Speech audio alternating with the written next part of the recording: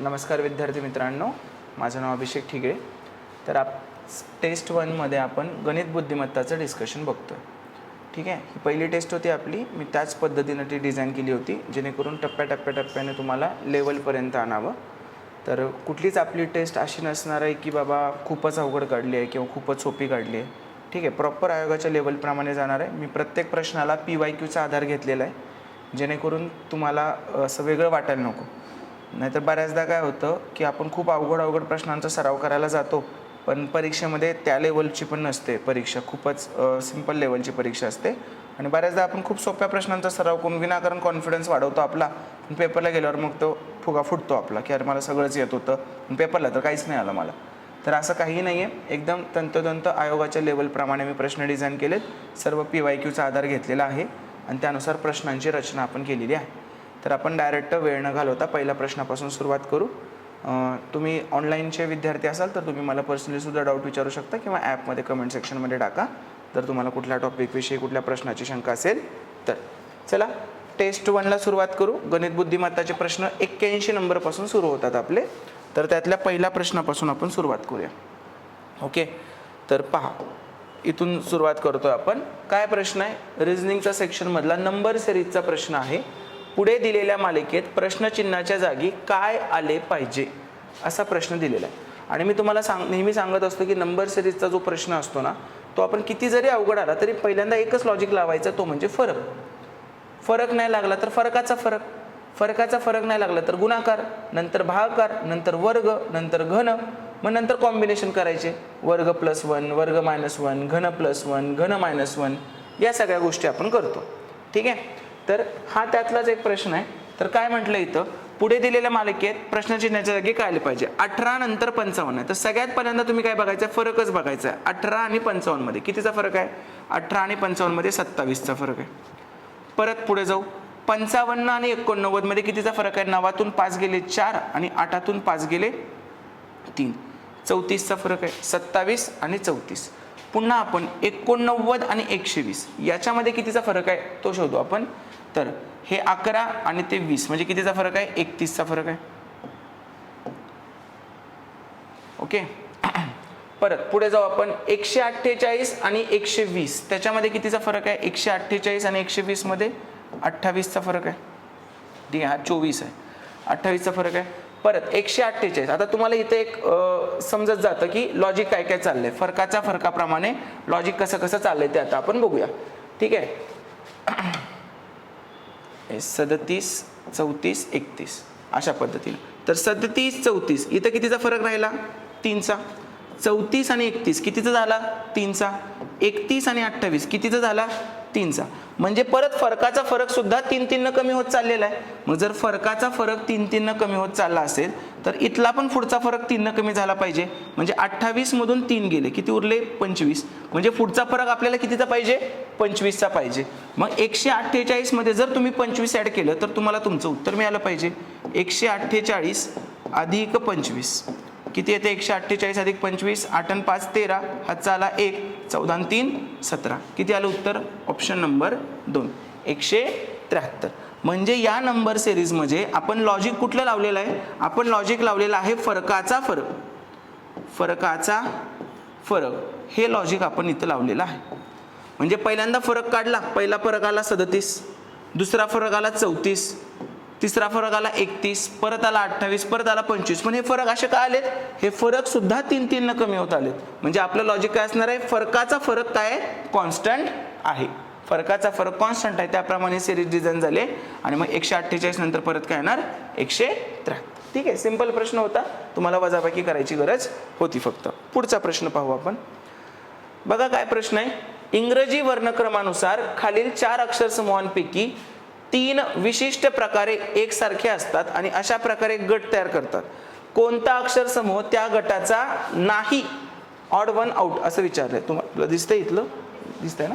ठीक आहे. तर सगळ्यात पहिल्यांदा अल्फाबेटिकल सिरीजचा प्रश्न आला की आपलं पहिलं काम आहे की तुम्ही अल्फाबेटिकल सिरीज काढली पाहिजे. कशी काढणार तुम्ही? ABCD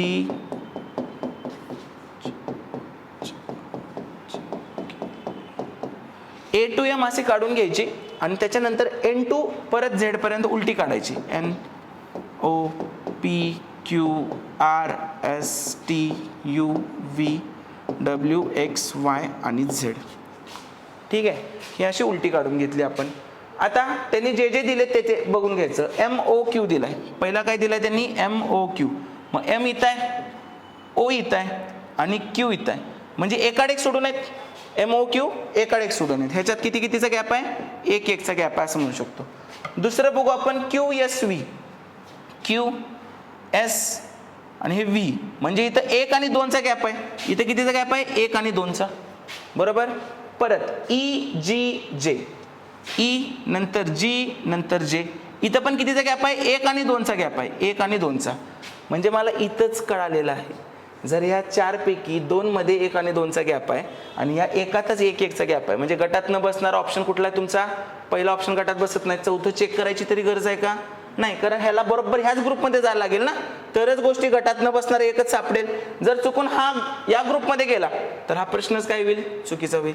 ठीक आहे, त्यामुळे पुढचं चेक करायची गरज नाही, हे 2 एकसारखे आहेत, हा वेगळा आहे, म्हणजे तुमचं उत्तर काय पाहिजे, ऑप्शन नंबर 1 MOQ. तरी पण आपण बघू शिकतोय तर BDG, B इथं आहे, D इथं आहे, G इथं आहे, म्हणजे 1 आणि परत कितीचा, 2चा. कळलं का सगळ्यांना व्यवस्थित.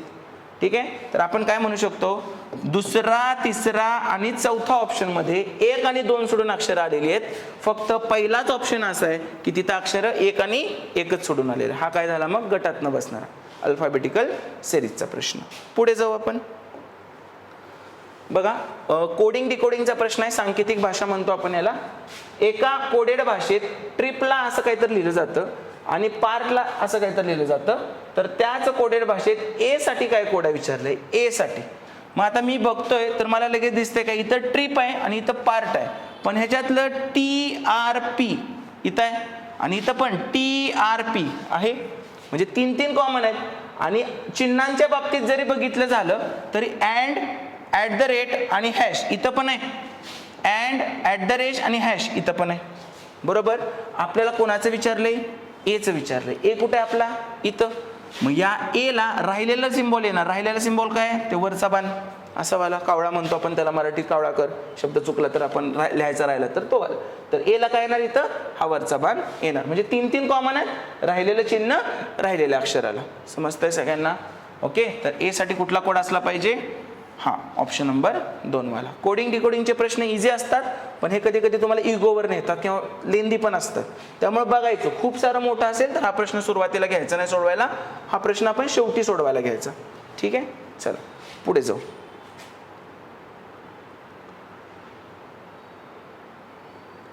आकृतीचा प्रश्न. मी नेहमी सांगतो, आकृतीचा प्रश्न सोडवताना अख्खं उत्तर काढायला बघू नका, ऑप्शन एलिमिनेट करायला बघा आणि जे उत्तर राहील ते तुमचं उत्तर. अशा पद्धतीने जर तुम्ही तयारी केली तर व्यवस्थित होऊन जातं. काय म्हटलंय, दिलेली आकृती ज्या आकृतीत समाविष्ट आहे केलेली आहे तो पर्याय तुम्हाला निवडायचा आहे आणि रोटेशनला परवानगी नाही, म्हणजे हे असंच दिसलं पाहिजे. जर हा त्रिकोण असा आहे तर तो असाच दिसला पाहिजे आणि त्याच्यावर हे चिन्ह पाहिजे. मग कुठं कुठं आहे ते बघूया आपण. असं बघता क्षणी जर तुम्ही विचार केला तर तुम्ही ऑप्शन 4 जर बघितला तर त्याच्यात तुम्हाला कुठं दिसते प्रश्नातली आकृती, हे बघा इथं मी काढून दाखवतो, ही अशी तुम्हाला ही प्रश्नातली आकृती दिसते. रोटेशन वगैरे सगळं सेम, असाच त्रिकोण आहे इथं पण आणि त्याच्यावर एक काय सर्कल आहे. आता सेम अशीच आकृती तुम्हाला इथं पण दिसते, बरोबर ना, ही पण तीच आकृती आहे. जर मी असा विचार केला याचा तीच आकृती आहे, पण त्यांनी सांगितलेलं रोटेशनला परवानगी नाहीये, तर मग आपण उलट सुलट करून चालणार नाही. कधी कधी जेव्हा अवघड प्रश्न असतो तेव्हा त्यांचं म्हणणं एवढंच असतं, कुठून पण शोधा पण मला माझी आकृती शोधून दाखवा. मग ते रोटेशन वगैरे सगळं चालतं, पण ह्याच्यात प्रॉपर सांगितलेलं आहे तर हा प्रश्न सिंपल असतो. मग तुम्ही डायरेक्ट हे स्ट्रक्चर शोधायचं असतं कुठं कुठं बघताय. ठीक आहे, तर हा सोपा प्रश्न होता, 84 नंबरचा, यायला पाहिजे होता तुमच्या सगळ्यांना. ओके, आता हे आपला पझलचा प्रश्न. आणि पझलमधलं पण कुठलं पझल आहे ते लिनियर अरेंजमेंट किंवा आपण सिटिंग अरेंजमेंट म्हणतो त्याला. त्याच्यामध्ये तर 8 जण, सगळ्यात पहिल्यांदा वाचायचं लोक किती आहेत, 8 जण. आणि हे प्रश्न नेहमी शेवटी, कारण ह्या प्रश्नामध्ये तुम्ही चुकलाय कधी हे कुठं कळतं तुम्हाला, संपत आल्यावर कळतं, अरे जुळणं झालं माझं काहीतरी चुकलंय म्हणजे, आणि तो गेलेला वेळ कधीच परत येत नाही. ठीक आहे, त्यामुळे 8 जण 2 समांतर रांगांमध्ये बसले आहेत, ज्यात प्रत्येकी 4 जण आहेत आणि शेजारील व्यक्तीमध्ये समान अंतर आहे. पहिल्या वेळी GLOF बसलेले आहेत आणि ते सर्व दक्षिणेकडे तोंड करून आहेत. पहिल्या ओळीत कोण बसलंय की GLOF कुठेतरी बसले तर दक्षिणेकडे तोंड करून बसतात, 1 2 3 4. आणि मग दुसरे अपोजिटला आहेत त्याच्या ते उत्तरेकडे तोंड करून बसलेत, ते कोण आहेत BEST आणि GLOF. अशा प्रकारे प्रत्येक व्यक्ती दुसऱ्या रांगेतील व्यक्तीकडे तोंड करून बसलेला आहे, बरोबर, वर खाली वर खाली. आता नंतर त्यांनी काय म्हटलंय, एसच्या डावीकडे कोणीही बसत नाही. आता मला सांगा एस कुठं बसलाय, खालच्या लाईनीत बसलाय, आणि एसच्या डावीकडे कोणच बसत नाही, म्हणजे एस कुठं असणार आहे, डाव्या टोकाला, बरोबर. परत एलच्या डावीकडे कोणीही बसत नाही, एलच्या डावीकडे कोणी, एल वरचा आहे आणि त्याच्या डावीकडे पण कोण बसत नाही, म्हणजे तो एल इथं असणार ना, कारण त्याची डावी बाजू तिकडे आहे, कारण तो खाली बघतो, याचा अर्थ इथे येणार का नाही, कारण तो दक्षिणेकडे बघतो, उजवा डावा चेंज होणार. टी आणि एस मध्ये फक्त एकच व्यक्ती बसतो, टी आणि एस मध्ये फक्त एकच व्यक्ती बसतो, पटलं. ई कडे तोंड करणारा एलच्या उजवीकडे दुसऱ्या क्रमांकावर आहे, एलच्या उजवीकडे दुसऱ्या क्रमांकावर कोण बसतोय, ई कडे तोंड करणारा, म्हणजे ई कुठं झाला तुमचा, इथं झाला, ई तुमचा कुठं झाला, इथं झाला. एलच्या उजवीकडे दुसऱ्या टोकावर ई कडे तोंड करणारा बसतोय, झालं. आता खालच्या रांगेतलं कोण राहिलं, SCT झालं, तर बी राहिलाय फक्त. आता पुढे बघू. ओ हा जीच्या उजवीकडे दुसऱ्या क्रमांकावर बसतो, ओ हा जीच्या उजवीकडे दुसऱ्या क्रमांकावर, म्हणजे ओ इथं असणार आणि जी इथं असणार, जीच्या उजवीकडे दुसऱ्या क्रमांकावर. ते खाली बघतायत, त्यांचं उजवं डावं नीट लक्षात घ्या, ठीक आहे. आणि वर राहिलाय कुठला प्रश्न, मग राहिलाय माणूस कुठला, जी राहिला, जी झाला, ओ झाला, एल झाला, एफ राहिला. एफ कुठे येणार, तुमच्या राहिलेल्या जागेत कोण येणार, तुमचा एफ येणार. झालं इथपर्यंत. तर विचारले काय, खालीलपैकी कोणता पर्याय रांगेच्या अत्यंत टोकावर बसलेल्या दोन्ही लोकांचे प्रतिनिधित्व करतो. आता एल आणि ई टोकावर बसलाय का, नाही, म्हणजे पहिला ऑप्शन येणार नाही. ओ आणि बी दोघं पण टोकावर बसलेत, त्यामुळे काय येणार, दुसरा ऑप्शन तुमचं काय असणार आहे, आन्सर असणार आहे. कळालं. चला पुढे. डाईसचा प्रश्न आहे, एकदम सिंपल, इमॅजिन करून सोडवायचा नसतो हा प्रश्न, तुम्हाला सिंपल मेथड माहित आहे त्याच्या. एकाच फासाच्या दोन वेगवेगळ्या जागा खाली दिलेल्या आहेत, 12 असे लिहिलेल्या बाजूच्या विरुद्ध बाजूस असलेली संख्या, 12च्या विरुद्ध बाजूची संख्या लिहायची. मला सांगा, इथं 8 आहे आणि इथं 9 आहे, इथं पण 8 आहे, इथं पण 9 आहे. उरलेले जे दोन असतात ते काय असतात, एकमेकांच्या विरुद्ध बाजूला. सिंपल, दोन कॉमन आहेत, 12च्या विरुद्ध बाजूला कोण असणार आहे, 7 असणार आहे. दोन कॉमन जेव्हा असतात तेव्हा उरलेल्या बाजू एकमेकांच्या विरुद्ध दिशेला असतात, विरुद्ध बाजूला असतात. पुढे जाऊ आपण. 7 लोक EFGHKLM हे उत्तरेकडे तोंड करून एका ओळीत बसलेत, हे उत्तरेकडे तोंड करून बसलेत एका ओळीत. 7 लोक, 1 2 3 4 5 6 आणि 7. ओके. पण त्याच क्रमात असणे आवश्यक नाही. ई आणि एलच्या मध्ये फक्त 3 लोक बसतात, ई आणि एलच्या मध्ये 3. पण मला डायरेक्ट मानता येईल का ई आणि एल, इथं येईल, इथं येईल, इथं येईल, कुठं पण येईल. मग मी काय लिहून ठेवणार, जे मला येत नाही ना ते साईडला लिहून ठेवणार. ई आणि एलच्या मध्ये किती लोक बसलेत, 3 लोक बसलेत, मी साईडला लिहून घेतलं असं. ओके. एफ हा एलच्या डाव्या बाजूला बसतो, एफ हा एलच्या डाव्या बाजूला बसतो, मी ते पण लिहून घेतलं. एफ हा एलच्या डाव्या बाजूला, किती डाव्या बाजूला माहित आहे का, लगेच डावा आहे का 2 सोडून डावा आहे काय माहित नाही, पण एफ हा एलच्या डाव्या बाजूला बसतो. एमच्या उजवीकडे कोणीही बसत नाही. आत्ता मला काय तर सॉलिड काहीतरी भेटलं की बाबा एमच्या उजवीकडे कोणीच बसत नाही, तर एमला मी इथं ठेवलं, एमच्या उजवीकडे कोणीच बसत नाही. परत एम आणि एफच्या मध्ये फक्त 2 लोक बसतात, एम आणि एफच्या मध्ये 2 लोक, एम आणि एफच्या मध्ये 2 लोक. आणि परत एफला 3 सोडून डावीकडे कोण बसते, ई. 3 आणि 3 अनेक 7 घेतलंय मी. ई आणि एलच्या मध्ये 3 नाहीत, ई आणि एलच्या मध्ये, एफचा काही संबंध नाही अजून, ठीक आहे. परत आता मला सांगा, एल इकडे पाहिजे कुठेतरी, एल इकडे पाहिजे, मग मी त्या एलला इथं पण लिहू शकतो, इथं पण. मला फिक्स माहिती आहे का अजून, काहीच नाही, म्हणून थांबायचं तिथंच. एच हा जीच्या लगेच उजवीकडे बसतो, एच हा जीच्या लगेच उजवीकडे बसतो, लगेच उजवीकडे बसतो. के आणि एचच्या मध्ये किती लोक बसतात असं त्यांनी लिहिलेलं, विचारलेलं आपल्याला. आता मला सांगा, मला एफच्या इकडं एल पाहिजे, मी अंदाजे जरा इथं टाकून बघतो, एल इथं टाकला, ठीक आहे. एल जर मी इथं टाकला तर 3 सोडून ईला जागा आहे का बघू, 1 2 3, ईला जागा आहे का, जमलं माझं. 1. परत त्यांनी काय म्हटलंय, जीच्या उजवीकडे लगेच कोण बसतंय, एच बसतोय. मग मी काय केलं, जीच्या लगेच उजवीकडे एचला ठेवला. पटलं. आता राहिलंय कोण माझं, के राहिलंय. केला कुठं ठेवणार मी, उरलेल्या जागी. बरोबर. तुम्हाला असं वाटलं सर तुम्ही डायरेक्ट इथं कसं ठेवलंय, म्हणताना तर सांगितलं लगेच नाहीये. ठीक आहे, आपण अजून एक काढू, आपण वेगळ्या कलरमध्ये अजून एक काढू. जर चुकून तुमची ती कंडिशन आली असती की बाबा पहिल्यांदा काय होतं आपलं, एफ इथं होता आणि एम इथं होता आणि आपल्याला काय ठेवायचं होतं, ई आणि एल मध्ये काय करायचं होतं, तिघांचं अंतर. मी मग अशी एल अप्रॉक्सिमेटली इथं ठेवला अंदाज पंचे. मग मी आता काय करतो, कोणतरी जगातलं एक असेल ना की जो एल कुठे ठेवेल, इथं ठेवेल एल. बरोबर. चुकून माझं नशीब चांगलं आहे, मला करेक्टवाली केस मिळाली. माझं नशीब चांगलं नाहीये, मी इकडे ठेवला पहिल्या केसमध्ये. तर आता एल आणि ई मध्ये 3 सोडायचे, 1 2 3, 3 सोडले एल आणि ई मध्ये, तर इथं आलं. बरोबर. आता तुम्हाला काय पाहिजे, जी आणि एच ला जवळजवळची जागा पाहिजे. मला या निळ्या केसमध्ये सांगा, जी आणि एच जवळजवळला शिल्लक आहे का जागा, नाही. मग चुकून जर मगाशी माझ्याकडून ही केस घेतली गेली असती तर काय झालं असतं, ती केस घेतली गेली असती तर माझ्याकडून मला स्क्रॅप करून परत ही केस घ्यायला लागली असती. हे असं होणारच आहे.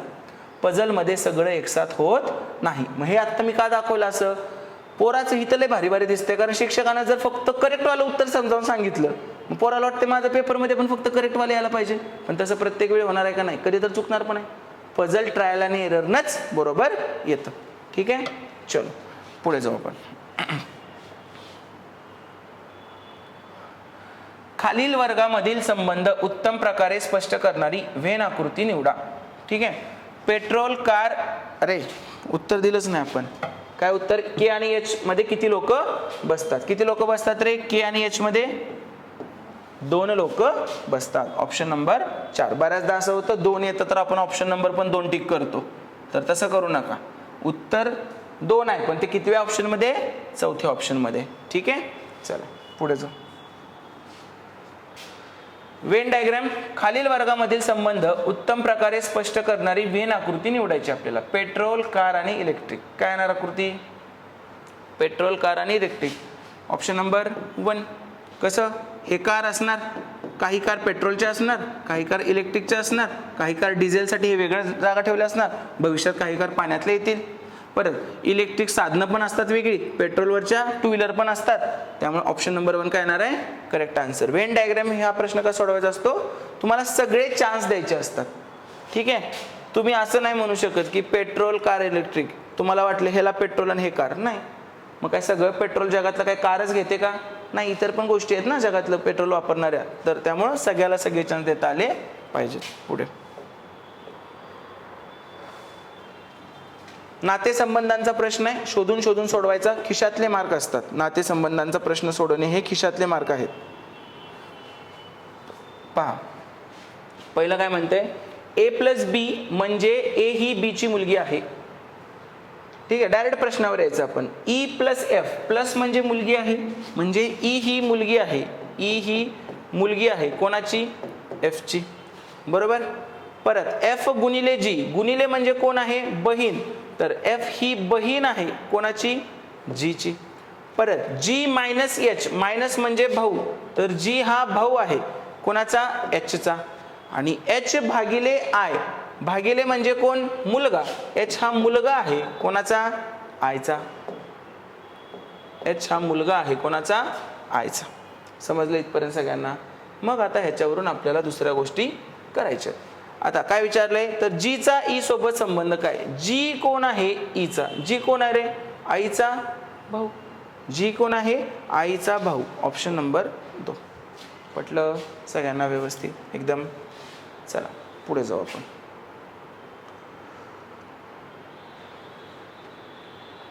दिलेली विधाने आणि निष्कर्ष काळजीपूर्वक वाचा.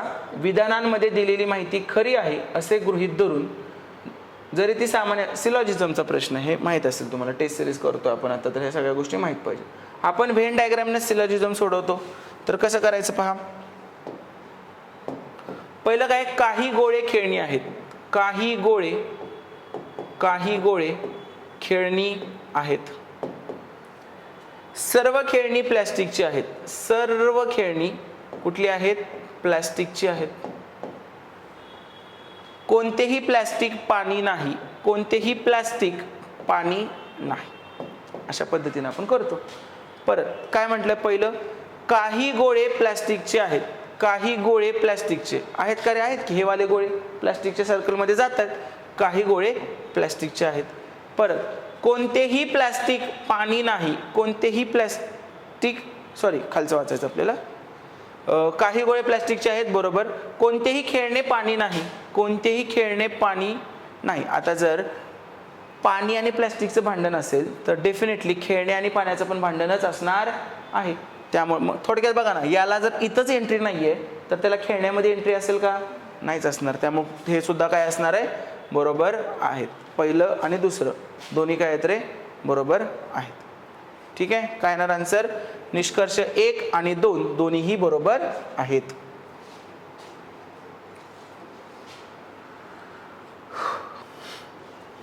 पुढचा प्रश्न. मॅथ सुरू झालेला आहे आता.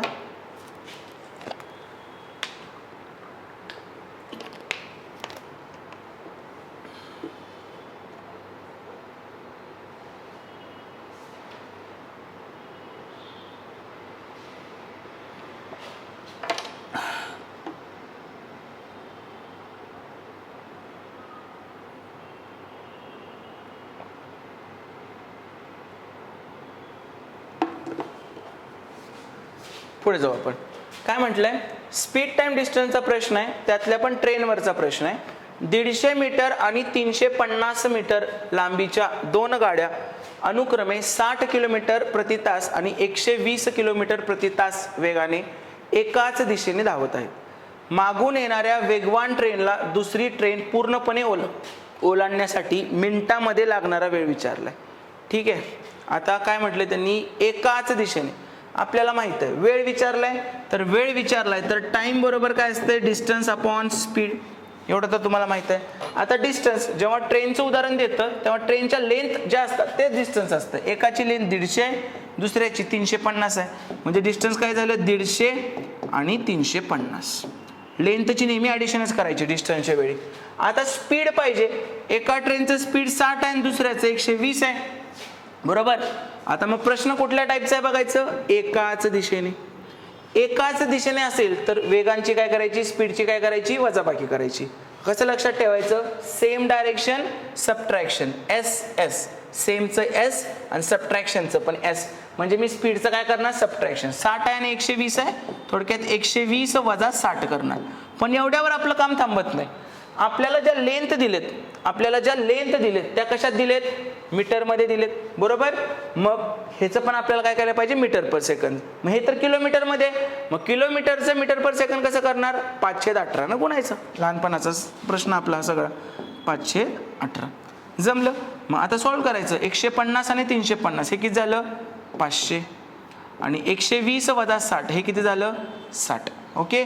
मग हे खालचं 5 इथंच ठेवलं आणि खालचं 18 कुठं नेलं? वर नेलं. बघा, शून्याला शून्य गेले. ठीक आहे. परत काय काय होतं आता? 6 1 6, 6 3 18, 5 1 5 आणि 5 10 50, 10 3 30. हे 30 काय आलं? सगळं मीटर पर सेकंद आहे ना, तर ह्याचं पण उत्तर काय येणार? 30 सेकंद. टाइम काढलाय आपण. टाइम काय येणार मग आपला? 30 सेकंदाचा टाइम येणार. पण त्यांनी विचारले काय? मिनिटांमध्ये विचारलंय ना. मग 1 मिनिट म्हणजे काय असतंय? 60 सेकंद. तर 30 सेकंद म्हणजे काय असणार? अर्धा मिनिट. मग अर्धा मिनिट कुठं? ह्याच्यात ऑप्शन नंबर 1. ह्याच्यात बऱ्याचदा 30 सुद्धा देतील, याच्यात बऱ्याचदा 30 सुद्धा देतील. ठीक आहे. चला पुढे जाऊ.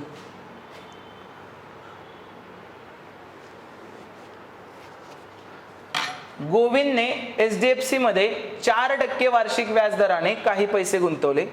जर 2 वर्षांनी गोविंदला वार्षिक चक्रवाढ व्याजाचा विचार करता चक्रवाढ व्याज म्हणून 178.5 रुपये मिळाले, तर या व्यवहाराशी संबंधित सरळ व्याज किती असेल? आता हा चक्रवाढ सरळ व्याजाचा सगळ्यात अवघड प्रश्न मी घेतलाय. मुलांना हे खूप अवघड वाटतं आणि अवघड वाटायचं रिझन एकच आहे, ह्याचा फॉर्म्युला. तर आपण हा प्रश्न फॉर्म्युल्याने सोडवणारच नाही, आपण सिंपल पद्धतीने सोडवणार. गोविंदने HDFC मध्ये किती रुपये गुंतवले? 4% वार्षिक व्याजाने. रेट माहित आहे आणि 2 वर्ष टाइम पण माहित आहे आणि त्याला व्याज किती मिळालं हे पण माहित आहे. तुम्ही जर हा फॉर्म्युला बघत असाल, A = P × bracket 1 + R/100 raised to T, तर हा सगळ्यात घाण फॉर्म्युला. ह्यानं फक्त सोपे एक्झाम्पल सुटतात. तर आपण ह्या पद्धतीने तर करायचं नाही. एकतर ह्याच्यात इंटरेस्ट मिळत पण नाही, अमाऊंट असते, रास असते, बरोबर आहे. आपण एका वेगळ्या पद्धतीने ह्याची गणितं सोडवू चक्रवाढ व्याजाची. आता हे 4% ह्याला नॉर्मल पद्धतीत करू. 4% म्हणजे काय, 4/100 म्हणजेच काय, 1/25, बरोबर, 1/25. आता 2 वर्षाचं गणित आहे तर नेहमी लक्षात ठेवायचं, 2 वर्षाचं गणित असेल तर हा जो छेद आहे त्याचा वर्ग करायचा. 3 वर्षाचं गणित असेल तर त्याचा घन करायचा. आता मला सांगा, 2 वर्षाचं गणित आहे तर 25चा वर्ग किती, 625. आणि त्या 625ला आता आपण आपली मुद्दल प्रिन्सिपल पकडायचं. किती आहे मुद्दल, 625. काय केलं, पहिल्यांदा रेटचं फ्रॅक्शन केलं आणि त्या फ्रॅक्शनच्या छेदाचा वर्ग आपण मुद्दल म्हणून पकडला. आणि आता आपल्या नेहमीच्या पद्धतीने स्टेप बाय स्टेप करत राहायचं. रेट किती आपला, 1/25. टाइम पिरियड किती आपलं, 2 वर्ष. आणि तो फॉर्म्युला विसरून जाता. आता चक्रवाढ व्याज म्हणजे काय असतं, साध्या भाषेत आपण काय म्हणतो, व्याजावर व्याज. सरळ काढू ना, पहिल्या वर्षीचं काढू, दुसऱ्या वर्षीचं काढू, बरोबर. मग पहिल्या वर्षी 625 वर 1/25 किती येतं, 25. 625चं 1/25 पहिल्या वर्षीचं व्याज आलं. दुसऱ्या वर्षी बँकेकडे परत तुमचे HDFC कडे परत 625 आहेत, त्याच्यावर पण व्याज द्यायला लागणार बँकला. मग 625 वर परत 1/25 किती आलं, 25. परत आता मला सांगा, दुसऱ्या वर्षी पहिल्या वर्षीचं व्याज पण बँकच वापरते ना अजून, ह्या 25 वर पण तुम्हाला 1/25 द्यायला लागेल वापरलेल्या पैशावर. मग 25चं 1/25 झालं, किती आलं, 1. आणि हे सगळं तुमचं काय असतंय, 25 आणि 25 50 आणि 1 51, हे तुमचं काय असतंय, चक्रवाढ व्याज. कळालं. आणि हेच त्यांनी किती दिले तुम्हाला, 178.5. आता ह्याच्यात अजून एक मजा आहे. अजून एक मजा काय, यातला जो हा पहिला कॉलम आहे तो आपल्याला देत असतो सरळ व्याज, सिंपल इंटरेस्ट, बरोबर. मग आता सांगा, जेव्हा माझ्या भाषेत 51 चक्रवाढ व्याज होतं ते त्यांच्या भाषेत किती होतं, 178.5. म्हणजे आपल्या 51ला ते किती म्हणतायत, 178.5, बरोबर. आणि त्यांनी विचारलंय काय, सरळ व्याज विचारलंय. त्यांनी काय विचारलंय, सरळ व्याज. मग आपल्या 51ला 178.5 असेल तर सरळ व्याज किती आहे, 25 आणि 25 50. हे एक्स्ट्राचं असतं, ते फरक असतो, एक्स्ट्राचं चक्रवाढ व्याज मिळतं. तर आपल्या 50ला किती, आता हे तुम्हाला तिरकस गुणाकारानं काढता येतं क्वेश्चन मार्कच्या जागी काय. मग कसं करतो आपण, हे 51ला 178.5 आहे म्हणजे पॉईंट घालवला, खाली एक शून्य लावला, तर 50ला किती, तर शून्याला शून्य गेले. आणि आता तुम्हाला ह्याचं आन्सर काढायचं. आता सर तुम्ही म्हणणार की सर आम्हाला तर पाडा येत नाही 51चा. तुम्हाला काय, मला पण येत नाही. कुणाला येतो पाडा 51चा, कुणालाच येत नाही, ठीक आहे. पण मला 3चा तर पाडा येतो ना. 3चा पाडा का म्हणतो, 51ला 3 भाग जातो की नाही, ह्या वरच्याला पण 3 जातोय बघा. 7 आणि 1 8, 8 आणि 8 16 आणि 5 21, बेरीज 21 आली म्हणजे 3 भाग जातोय, बरोबर. मग मी 3 घालवतो आधी. 17 त्रिक 51. परत इथं काय ना, 3 5 15, 2 उरले, 3 9 27, 1 उरला आणि 3 5 15, बरोबर. परत 17 1 17, 17 त्रिक 51, उरले किती 8 आणि 17 5 85. जमला का, आला का मला 51चा पाडा.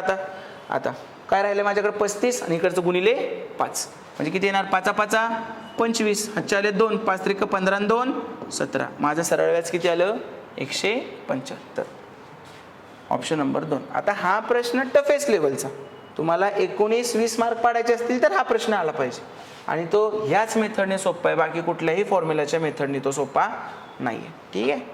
चला, आपण प्रत्येक टेस्टमध्ये वेगवेगळ्या प्रकारचे प्रश्न टाकू जेणेकरून तुमच्या कन्सेप्ट पण सगळ्या क्लिअर होऊन जातील. आता ह्या फॉर्म्युल्याला ही खरंच सोपी मेथड आहे, पण आता आपण ती नंतर कधी लेक्चरमध्ये वगैरे पाहूया यूट्यूबच्या. हां, चला. 800 मीटर लांबीच्या वर्तुळाकार शर्यतीत राम मोहन एकाच वेळी एका बिंदूपासून अनुक्रमे 25 मीटर प्रति सेकंद आणि 40 मीटर प्रति सेकंद या वेगाने सुरुवात करतात. एकाच दिशेने धावताना ते सुरुवातीच्या बिंदूवर किती वेळानंतर पहिल्यांदा भेटतील. थोडक्यात आपण असं करू ना, एक फेरी मारायला किती वेळ लागतोय, एक फेरी मारायला किती वेळ लागतो त्यानुसार आपण विचार करू. एकच मिनिट.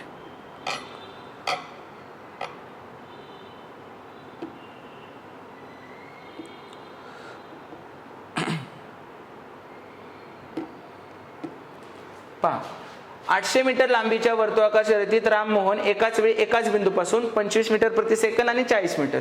चला, रामचं काढू. रामला किती वेळ लागला, रामला किती वेळ लागला, 800 छेद 25 किती येते 25 त्रिक 75 5 उरले 25 दुनी 50 आलं का 32 म्हणजे एक फेरी तो 32 सेकंदात पूर्ण करतोय. ठीक आहे. परत श्याम कोण आहे मोहन 800/40 हा किती सेकंदात पूर्ण करतोय 20. मग आता काय म्हटलं एका दिशेने धावताना ते सुरुवातीच्या बिंदूवर किती वेळानंतर पहिल्यांदा भेटतील. आता हे गणित तुम्हाला साधं नाही वाटत. एक जण 10 दिवसानंतर शाळेत जातोय, दुसरा 15 दिवसानंतर शाळेत जातोय, तर एका दिवशी किती जातील. आता लसावीचं गणित झालं. थोडक्यात एक जण 32 सेकंदात पहिल्या पॉईंटवर येतोय, दुसरा 20 सेकंदात पहिल्या पॉईंटवर येतोय. थोडक्यात यांचा लसावीच काय असणार आहे, यांचं उत्तर असणार आहे. मग 32 आणि 20 यांचा लसावी काय 32 आणि 20 दोघांच्या पाड्यात असणारी संख्या. आपण भाग बालू ह्याला काय येते 4 गुणिले 8, ह्याला काय येते 4 गुणिले 5. लसावी कसा काढायचा, सगळ्यात कॉमन एकदाच घ्यायचं 4 आणि परत हे 8 आणि 5 अनकॉमन आहेत तर ते पण एकदा घ्यायचे 8 आणि 5. मग काय येणार 5 चोक 20, 20 8 160. किती वेळानंतर ते एकत्र भेटतील 160 सेकंदानंतर ते एकत्र भेटतील. Option number 2. प्रश्न लसावीचाच आहे, फक्त त्याच्या आधी मी स्पीड टाइम डिस्टन्सची पण कन्सेप्ट टाकलेली आहे. ओके, पुढे जाऊ आपण. पदावलीचं एक गणित दिलंय. आयोगाने प्रत्येक पेपरला आता पदावली टाकायला सुरुवात केलेली आहे. त्यांचं असं म्हणणं आहे की तुम्हाला आधी बेरीज वजाबाकी येत आहेत का. ठीक आहे, तर ते बघूया. बघा आता 18 गुणिले 19 गुणिले वगैरे वगैरे काय काय आपलं काय ठरलंय पदावलीमध्ये बॉड मास आधी ब्रॅकेट सॉल्व्ह करणे आणि ते पण आधी आतल्या आतमध्ये सॉल्व्ह करणे. मग सगळ्यात पहिल्यांदा तुम्ही काय सॉल्व्ह करणार 16 वजा 12 किती येत आहे 4. काम संपलं याचं.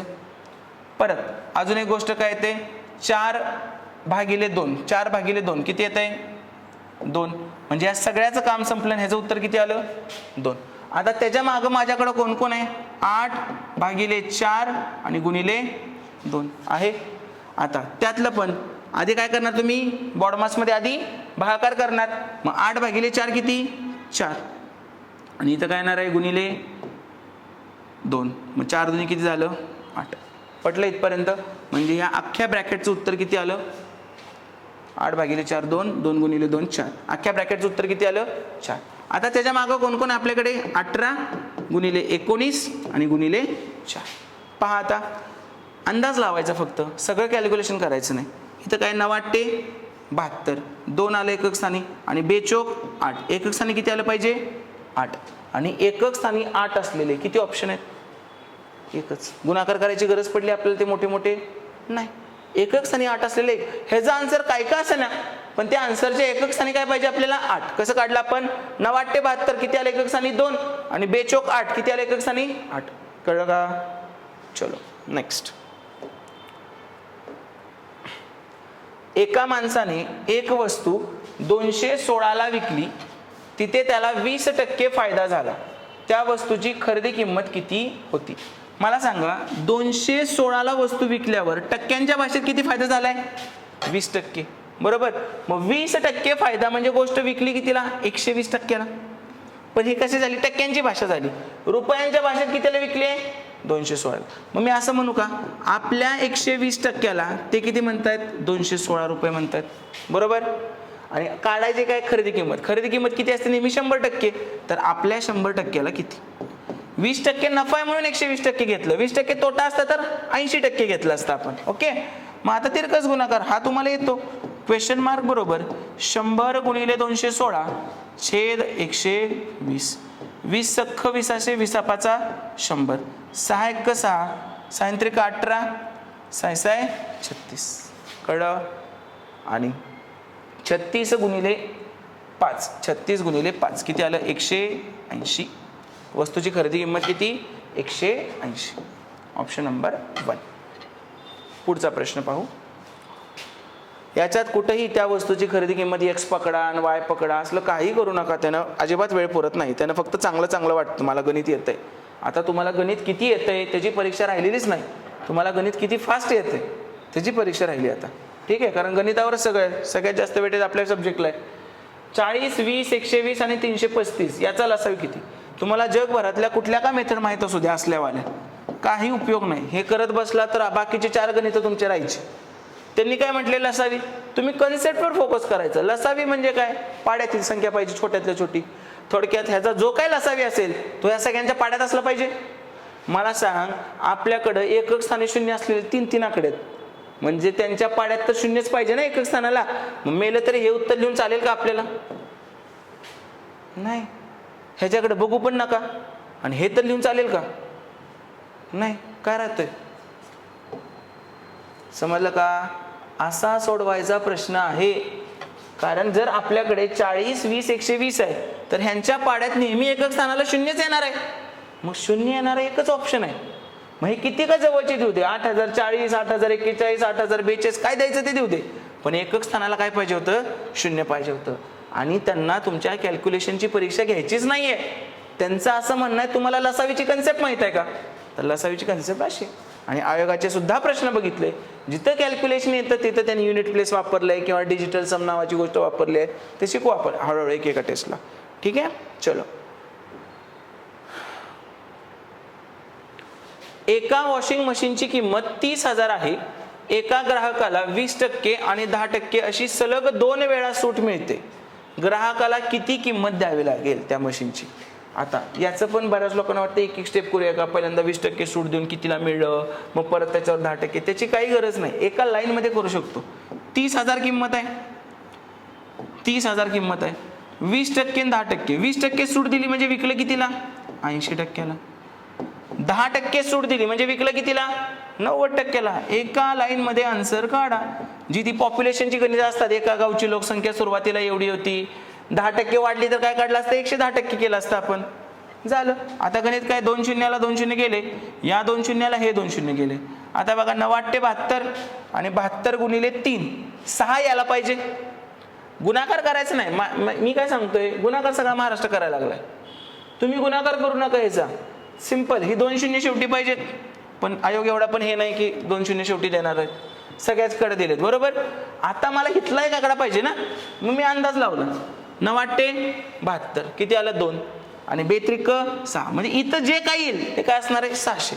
600 वाले किती ऑप्शन आहेत? आणि अख्ख्या PYQ ला असं आहे, मी 2 पुस्तकं लिहिलेत, टॉपिक वाईज PYQ, अंकगणित आणि बुद्धिमत्ता.